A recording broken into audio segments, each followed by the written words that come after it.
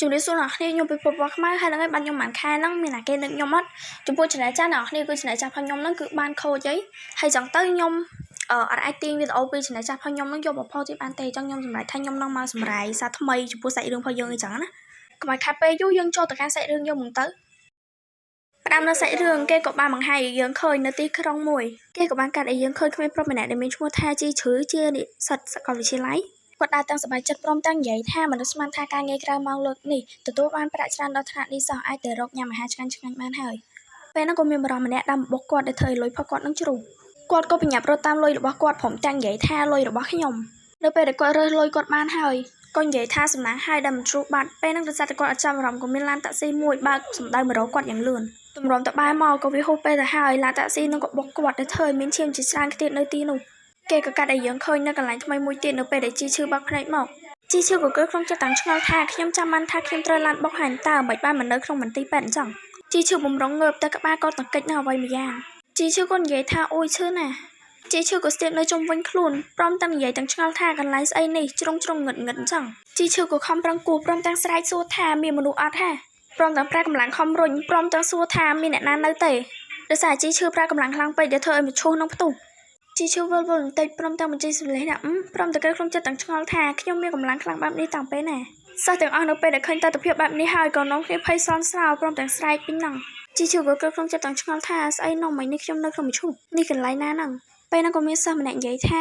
សិស្សច្បងធ្វើពុតជាស្លាប់ម្ដាយអើយពេលហ្នឹងក៏មានប្រព័ន្ធមួយចេញមកព្រមទាំងនិយាយថាសាយ័ន្តសួស្ដីលោកម្ចាស់ខ្ញុំគឺជាប្រព័ន្ធលេខ48446ស្វាគមន៍ចំពោះការមកដល់ជីឈឺក៏សួរទៅកាន់ប្រព័ន្ធថាប្រព័ន្ធនេះខ្ញុំឆ្លងភពឬប្រព័ន្ធក៏ឆ្លើយថាមែនហើយពេលនេះលោកម្ចាស់កំពុងស្ថិតក្នុងពិភពលោកនៃជាងវិនសៀជីឈឺក៏សួរបន្តទៅកាន់ប្រព័ន្ធថាជាងវិនសៀជាស្អីទៅប្រព័ន្ធក៏តបវិញថាមិនយូរទេលោកម្ចាស់នឹងដឹងពេលនោះក៏មានសិស្សនៅក្នុងប៉ាម្នាក់សួរទៅកាន់សិស្សម្នាក់ទៀតថាសិស្សច្បងកំពុងសូត្រមន្តអាគមស្អីហ្នឹងតើគាត់ស្លាប់ឬរស់នេះជីឈឺក៏និយាយទៅកាន់ប្រព័ន្ធថាខ្ញុំមិនទាន់បានអានប្រឡំលោកផងជួយបញ្យល់សាច់រឿងខ្ញុំបន្តិចមកស្រាប់តែពេលហ្នឹងបណ្ដាញកាត់ផ្ដាច់ពេលហ្នឹងក៏លើសំឡេងសិស្សម្នាក់បាននិយាយថាកុំស្លន់ស្លោអីសិស្សបងទាំងអស់គ្នាសិស្សច្បងច្បាស់ជាត្រូវវិញ្ញាណបិសាចចូលសន្ធិដ្ឋមិនខានចាំខ្ញុំកញ្ចាត់វិញ្ញាណនេះសិនសិស្សដែលនិយាយមិញនេះមានឈ្មោះថាតានចាយជាសិស្សទី2នៃតៅចុងជំនាញខាងវិជ្ជាចាប់បិសាចជីឈឺក៏និយាយប្រកែកថាទាំងអស់គ្នាយល់ខុសហើយខ្ញុំមិនមែនជាបិសាចស្អីទេខ្ញុំគឺឆ្លងនិយាយត្រឹមនេះប្រព័ន្ធចេញមកព្រមទាំងនិយាយថាពុំមានលោកម្ចាស់មិនអាចបង្ហាញអត្តសញ្ញាណជាអ្នកឆ្លងភពឡើយបើមិនអញ្ចឹងពិភពលោកនឹងចលាចលហើយនឹងត្រូវដកចេញពីប្រព័ន្ធតែម្ដងតានចាយមិនបានស្ដាប់ការបកស្រាយរបស់ជីឈឺទេព្រមទាំងនិយាយថាអាបិសាចប្រហើនហ៊ានចូលសន្ធិដ្ឋក្នុងរាងកាយរបស់សិស្សច្បងធំផងព្រមទាំងប្រាយយន្តរបស់ខ្លួននឹងដើម្បីទៅកម្ចាត់ជីឈឺអាបិសាចអញស្លាប់ទៅហើយក៏យកដៃភ្ជង់ទៅកាន់ជីឈឺក៏និយាយទៅកាន់ប្រព័ន្ធថាប្រព័ន្ធគេលេងមែនតើណៃឆាប់ជួយមកហាប្រព័ន្ធក៏និយាយទៅកាន់ជីឈឺថាចិត្តត្រជាក់កុំស្លន់ស្លោពេលដែលយន្តនឹងជិះមកដល់ជីឈឺក៏និយាយថាឈប់សិនខ្ញុំមិនមែនជាបិសាចទេខ្ញុំអាចពិសោធន៍បានថាខ្ញុំជាមនុស្សរស់ទេពេលហ្នឹងក៏មានសៀលពណ៌មាសមួយការពាររាងកាយរបស់ជីឈឺដែលធ្វើឲ្យយន្តរបស់តានចាយរលាយជីឈឺក៏ឆ្ងល់ក្នុងចិត្តថាខ្ញុំមានរឿងអីខ្ញុំមានអានុភាពពិសេសឬប្រព័ន្ធចេញមកព្រមទាំងនិយាយថាយ៉ាងណាពេលនេះកម្លាំងធាតុលោកម្ចាស់មានធាតុមាសពាក់កណ្ដាលទៅហើយទើបមានពន្លឺពណ៌មាសការពារលោកម្ចាស់មានរឿងអីត្រូវខ្វល់ទៀតទៅជីឈឺលឺហើយក៏និយាយថាមែនពិតជាខ្លាំងអស្ចារ្យឯតានចាយឯនេះវិញក៏ភ្ជង់ដើរទៅកាន់ជីឈឺព្រមទាំងសួរថានិយាយមកឯងជាបិសាចប្រភេទស្អីទើបយន្តនេះគ្មានប្រសិទ្ធភាពលើឯងដូច្នេះជីឈឺក៏ខ្សឹបសួរទៅកាន់ប្រព័ន្ធថាប្រព័ន្ធខ្ញុំគួរធ្វើម៉េចប្រព័ន្ធក៏និយាយថាលោកម្ចាស់បញ្ញាប់រកវិធីកុហកទៅម្ចាស់រាងកាយដើមនិងសិស្សប្អូនបើត្រូវបានគេរកឃើញនៅដែនដីអាកំបាំងម្ចាស់រាងកាយដើមបានស្លាប់តាំងពីពេលនោះឯសិស្សប្អូនបើសន្លប់នៅមិនទាន់ដឹងខ្លួននៅឡើយទេបើសិនសិស្សប្អូននោះដឹងខ្លួននិយាយថាលោកបានរៀបចំគម្រោងសម្រាប់គេនោះលោកនឹងត្រូវស្លាប់យ៉ាងអណោចក្រោមផ្លែដើររាប់មិនអស់មិនខានទេជីឈឺលឺហើយក៏ភ័យញ័រព្រមទាំងគិតក្នុងចិត្តថាម៉េចតាន់ចៃក៏សម្លុតឲ្យជីឈឺនិយាយជីឈឺក៏បាននិយាយថាពេលខ្ញុំស្លាប់ក៏បានជួបនឹងបុរសចំណាស់សក់សម្នាក់គាត់បាននិយាយថាជីវិតខ្ញុំមិនត្រូវបញ្ចប់ត្រឹមហ្នឹងទេទើបគាត់ទាញខ្ញុំឲ្យត្រឡប់មកវិញពេលនោះក៏មានសិស្សម្នាក់និយាយថានិយាយតែផ្ដាស់តាន់ចៃក៏សួរបញ្ជាក់ជីឈឺថាមែនជីឈឺក៏លើកដៃជាការស្បត់ព្រមទាំងនិយាយថាជាការពិតណាស់បើសម្ដីខ្ញុំនិយាយមិនពិតសំបីតែពាក់កណ្ដាលសូមឲ្យទទួលតែរនកម្មត្រូវរន្ទះបាញ់ចុះប្រព័ន្ធក៏តបថាមិនបាច់ភ័យទេបើមានរន្ទះបាញ់មែនចាប់មកប្រុសការពារតានចៃស្ដាប់ហើយក៏យកដៃទៅទុកក្នុងស្រោមវិញហើយក៏និយាយថារឿងក្រោយពេលប្រឡឹងចេញពីរាងកាយហើយរស់ឡើងវិញក៏មានក្នុងកំណត់ត្រាដែរជឿឯងមិនដោះអាសន្នសិនទៅចុះជីឈឺលឺហើយក៏គិតក្នុងចិត្តទាំងធូរទ្រូងថាល្អណាស់មើលទៅឯងលាក់ចិត្តហើយជីឈឺក៏សួរទៅកាន់តានចៃថាឯងដឹងថាពេលនេះសិស្សប្អូននៅឯណាទេខ្ញុំបារម្ភពីគេចង់ទៅមើលគេបន្តិចតានចៃក៏និយាយទៅកាន់ជីឈឺថាសិស្សប្អូនស្ថិតក្នុងស្ថានភាពសន្លប់នៅឡើយ ហើយកំពុងទទួលការព្យាបាលនៅដំណាក់លោកគ្រូធំចាំខ្ញុំនាំទៅកាត់មកតាមផ្លូវទៅសំណាក់លោកគ្រូធំម្នាក់វិញជីឈឺដើរបណ្ដាក៏មើលទេសភាពបណ្ដាព្រមទាំងគិតថាទេសភាពនៅទីនេះពិតជាមិនអន់ទេជីឈឺក៏សួរទៅកាន់ប្រព័ន្ធថានិយាយអញ្ចឹងប្រព័ន្ធណាខ្ញុំជាតួអង្គស្អីប្រព័ន្ធក៏ឆ្លើយថាជាតួអង្គកំពេចកំពុកដែលក្រុងសម្រាប់សិស្សប្អូនពៅរបស់ខ្លួនមិនបានសម្រេចបែរជាត្រូវពួកបិសាចសម្លាប់និយាយទៅជាតួអង្គកោងកាចមួយដែលអាក្រក់អាត្មានិយមតាក់ទាញកណ្ដាប់ដៃពីគ្រប់គ្នាហ្មងជីឈឺក៏សួរបន្តចុះសិស្សប្អូនពៅជាតួអង្គអ្វីដែរប្រព័ន្ធក៏ឆ្លើយថាប្រកាសជាតួអង្គឯកប្រុសដែលអ្នកណាជួបក៏ស្រឡាញ់ទន់ភ្លន់ថ្លៃថ្នូរនោះឯងប៉ុន្តែព្រឹត្តិចារដែលជាចាស់ទុំនៅទីនេះប្រព្រឹត្តខុសវិន័យខ្លួនទៅលើគេសូម្បីតែព្រឹត្តិចារធំក៏ផ្ដោតសារៈសំខាន់ដល់គេដែរដូច្នេះទៅពេលគេរងរបួសលើកនេះអាចទទួលបានការព្យាបាលនៅដំណាក់ធំបានជីឈឺក៏បន្តសួរទៅកាន់ប្រព័ន្ធថាមិនបានសួរទៅតួអង្គប្រុសអញ្ចឹងអត់មានតួអង្គស្រីខ្ជុកស្អីទេអីប្រព័ន្ធក៏ឆ្លើយថាក្នុងរឿងហ្នឹងតួស្រីសុទ្ធតែជាតួរៃរងទេជីឈឺលឺហើយក៏មកពេលឪពុកគេមកដល់ដំណាក់ធំម្នាក់វិញតាចៃក៏និយាយទៅកាន់ជីឈឺថាសិស្សប្អូនតូចនៅក្នុងនឹងឯងខ្ញុំមានការត្រូវត្រឡប់ទៅវិញហើយនៅពេលដែលតាចៃទៅបាត់ជីឈឺក៏ទះមកខ្លួនឯងព្រមទាំងនិយាយថាដើម្បីមានជីវិតរស់ខ្ញុំត្រូវតែធ្វើយ៉ាងណាឲ្យសិស្សប្អូនមានទំនុកចិត្តមកលើខ្ញុ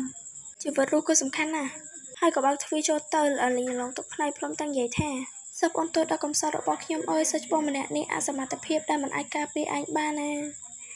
ាពេលដែលចូលទៅដល់ជីឈឺក៏និយាយថានេះគឺហើយក៏ភ្លឹកនឹងសម្រស់របស់សិស្សប្អូនតូចបន្តិចជីឈឺក៏និយាយថាពធអើយមនុស្សអីស្អាតយ៉ាងនេះព្រមទាំងយកដៃបំរុងទៅប៉ះមុខរបស់សិស្សប្អូនតូចពេលនោះក៏មានជើងមួយធាក់ជីឈឺដែលធ្វើជីឈឺខ្ទាតទៅខាងក្រៅសំណាក់ជីឈឺក្រោកអង្គុយព្រមទាំងស្រែកសួរថាអ្នកណាពេលនោះក៏មានបរិសម្នាក់ចេញមកព្រមទាំងនិយាយថាឯងជាស្អីទៅបានជាហ៊ានថ្លើមធំមកហ៊ានស្រែកយំដាក់ស្រាវជាដូច្នេះម្នាក់នេះឈ្មោះហាន់សឹងជាព្រឹទ្ធាចារ្យម្នាក់នៅក្នុងបកជីឈឺក៏សួរទៅកាន់ប្រព័ន្ធថាថងមកអ្នកណាម្នាក់ទៀតហើយនេះខ្ញុំសូមនិយាយទីអ្នកគ្នាថងនោះគឺជាឈ្មោះរបស់ប្រព័ន្ធហើយពីពេលហ្នឹងទៅខ្ញុំនឹងហៅប្រព័ន្ធនឹងថាថងអ្នកគ្នាថងក៏បានប្រាប់ទៅកាន់ជីឈឺថាព្រឹទ្ធាចារ្យហាន់សឹងគ្រប់គ្រងនឹងបណ្ដុំបណ្ដាលខាងវត្ថុវេទមន្តយូរបន្តិចគេនឹងខ្លាចទៅជាមនុស្សមានអំណាចមិនឆាប់ឲ្យក្រសោគេឲ្យហើយទៅ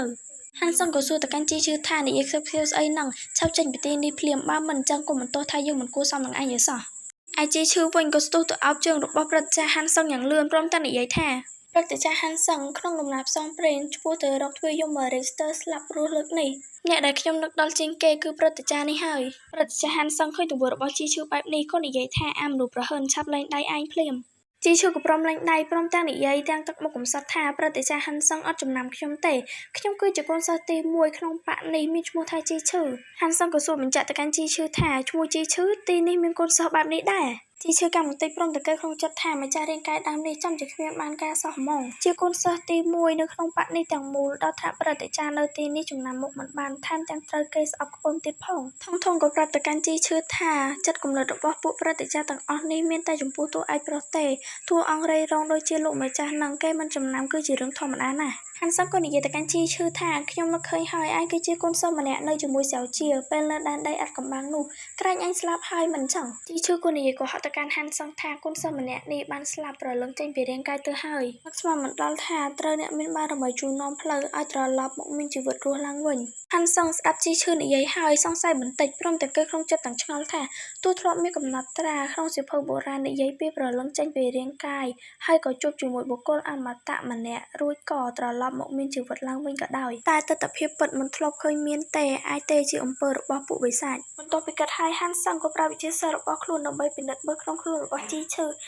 ឺក៏សួរទៅកាន់ថងថាថងអាចស្ដាប់ឮអត់តើគេកំពុងធ្វើស្អីនេះថងក៏ឆ្លើយថាអត់ទេប៉ុន្តែក្នុងខ្លួនគេគ្មានបំណងសម្លាប់លោកម្ចាស់ឡើយគួរតែគ្មានបញ្ហាអ្វីទេបន្ទាប់ពីពិនិត្យមើលហើយហាន់សឹងក៏និយាយថាប្រលឹងមានលំនឹងខ្យល់ដង្ហើមបរិសុទ្ធមើលទៅឯងមិននិយាយកុហកទេប៉ុន្តែជីឈឺឮហាន់សឹងនិយាយដូចនេះក៏ធូរទ្រូងបន្តិចហាន់សឹងក៏បាននិយាយទៅកាន់ជីឈឺថាអ្នកណាឲ្យឯងស្លៀកកៅអៅបុណ្យសពមកស្រាវជាកំពុងសម្រាប់ព្យាបាលនៅឡើយបើឯងនាំភាពអមង្គលដល់គេឯងដឹងថានឹងត្រូវទទួលទោសយ៉ាងម៉េចទេជីឈឺចូលទូបន្តិចហើយក៏និយាយទៅកាន់ហាន់សឹងថាសូមទោសព្រឹទ្ធាចារ្យខ្ញុំពិតជាបារម្ភពីសិស្សប្អូនតូចខ្លាំងណាស